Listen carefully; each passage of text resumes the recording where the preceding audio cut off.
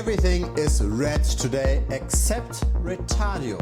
What's going on over here? Who's buying and selling here? Is this organic growth by a lot of new investors? Is this a pump and dump by some whales potentially? Let's have a look at some metrics most people aren't considering. Let's look on chain. Now, why is Retardio interesting in the first place? The answer is it's one of the largest tokens on the Solana chain. So when we look at what's trending in the last 24 hours and we order this by liquidity, Retardio is at place number 8 with a liquidity pool of 3.3 million. And there is potential upside even within Solana. So the market cap is only 165 million. It could easily double, potentially even triple from here. And it would then be in the realms of Frog, Mudang or Goat. Now we're getting a first hint of what's causing this rally simply by looking on DEX Screener. So we don't have to use any advanced tools. We will use some advanced tools in a second, but simply just by looking on DEX Screener we can find a very interesting statistic. And I recommend everybody to always look at those stats whenever buying a token.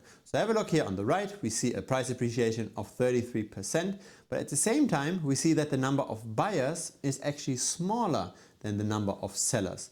In other words, the price is going up massively, while at the same time it's not a lot of small wallets that are buying. It's simply just that the buyers tend to buy with larger amounts than the sellers tend to sell with. Now that's remarkable because most traders should be in profit right now, right? The price is close to all-time highs. And so naturally most people that sell right now are taking profit, and they should be selling with larger amounts than they bought with. Thus what we usually see during times like this is that the selling amounts are larger than the buying amounts, but that's not what we observe over here. We see a large overhang of sells versus buys, while we still see the price appreciating. Now this is not the first video discussing Retardio on this channel. I published one not so long ago. And I want to share the YouTube statistics of that video. So it was published 24 days ago and the average video is indicated here in gray. The Retardio video is indicated in blue. So it was definitely not an outperformer. This tells me that retail interest might actually not be as high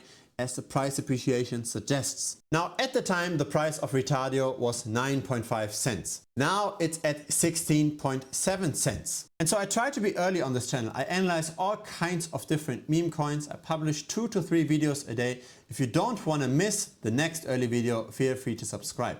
Now let's dive into the on-chain details of Retardio. In total, on-chain on Solana, we've got more than 26,000 wallets. Now not all of those wallets are created equally, of course. Some wallets might just hold a few cents of the token, while other wallets own hundreds of thousands of dollars worth of the token. So we have to dive a bit deeper here. And the deep dive is especially important given Retardio's volatility. Because even though we are up 113% in the last month, we did see crashes of more than 50% in between. And that's something that happens regularly for Retardio. The strongest decline was from 13 cents all the way down to 3 cents. Still, in the last 5 months, we are up by almost 800%. Now here's a chart I cover pretty much in any video on this channel, and that's the number of small retail investors versus the large whales. On the left side, we see the number of wallets that have at least 10,000 Retardio tokens. So at the current price, that's $1,683 worth of the token. For the chart in the middle, we go at 10x in minimum holding. So that's now $16,000 roughly. On the right side, another 10x, so $160,000 worth of the token. Now we see a very typical development. We see how small retail tends to just accumulate and rarely sell. We can see how larger retail tends to sometimes take profit, and we see how the whales buy up very, very quickly at the beginning and then simply sell into the rally as we go on. Now again, we go at 10x in minimum holding threshold for the chart on the left compared to the middle, compared to the right. So the wallets on the right are 100 times more important than the wallets on the left. When this is going down by roughly 50, that's equal to the number of wallets on the left going down by 5,000. So pretty much all of the purchasing that happened by retail was offset by the selling that happened by the whales. Now why did the price still appreciate long term? It's because there's still some buying in the middle, right? The wallets between $1,000 and $10,000. In the last 2 months, the number of such wallets grew by roughly 10, maybe 11%. Now for a meme coin to go up long-term in price, we need to see a lot of new investors coming in usually, right? If we don't see long-term pumping by the whales, at least we should see how the investor base is growing. Thus, I like to look at the number of new wallets per day over time. And that can be seen in this chart. On the left side, we see the number of recurring traders in orange and the number of first-time traders in purple, and that peaked on the 13th of October. On the right side, we see the number of token transactions per day, and that again peaked on the 13th of October. The 13th of October is over here, and surprise, surprise, we've also seen the price peaking at that point. Now there is something interesting happening. It looks like the whales aren't just recently pumping up the price, not just in the last 24 hours. It seems like this is a project that's going on already for several weeks. Because have a look at the trading volume. On the left side, we see this denominated in US dollars. On the right side, we see this normalized to 100%. And of course, attention comes in waves, right? Sometimes we see a lot of attention, sometimes nobody is interested in Retardio, and there is some correlation between attention and price movements. So very likely we also see an intermediate top somewhere around the middle of July of this year. Now we see the same split up here again with small retail, medium-sized retail, large retail and whale. So small retail is below $1,000 worth of the token, medium retail is from 1,000 to 10,000, large retail is from 10,000 to 100,000, whale is everything above 100,000. And when we look at the normalized chart, we can see how small retail has less and less of the trading volume over time. We can see how the whales and especially large retail tends to have more and more of the trading volume. Now fundamentally, I believe that the whales tend to make the better calls than small retail.